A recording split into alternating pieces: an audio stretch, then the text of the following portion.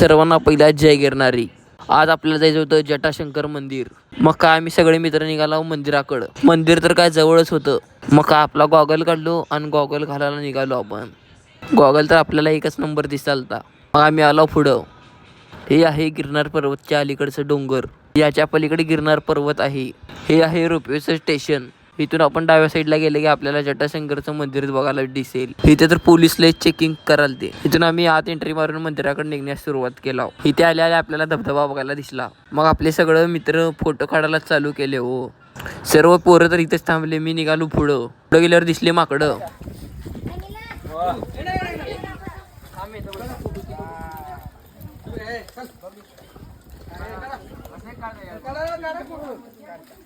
तिथं आल्यावर मामा बघा कसं करते.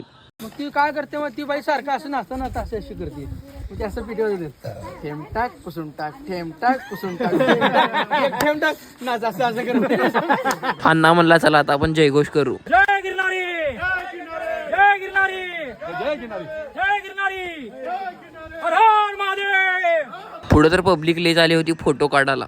आम्ही पण इथं उभारून फोटो ते काढला आणि निघाला जटाशंकर मंदिराकडे. आपल्याला दगडातनं वाट काढून जायची होती पुढं आणि दगड तर लयच मोठे मोठे होते.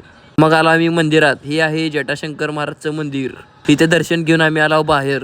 आज तर आपला उपास होता, म्हणजेच एकादशी. हो, मग आम्हाला त्या मंदिरातल्या महाराजांनी उपासाचा चिवडा आणि वेपर्सचे पाकिट दिले. पद्धतशीर खाऊन निघालो आम्ही खाली जाता जाता आणि थोड्यावर धबधब्यापाशी बसावं म्हणलं. ते छोटा धबधबा होता तरी पण पोरं आंघोळ करायला ते.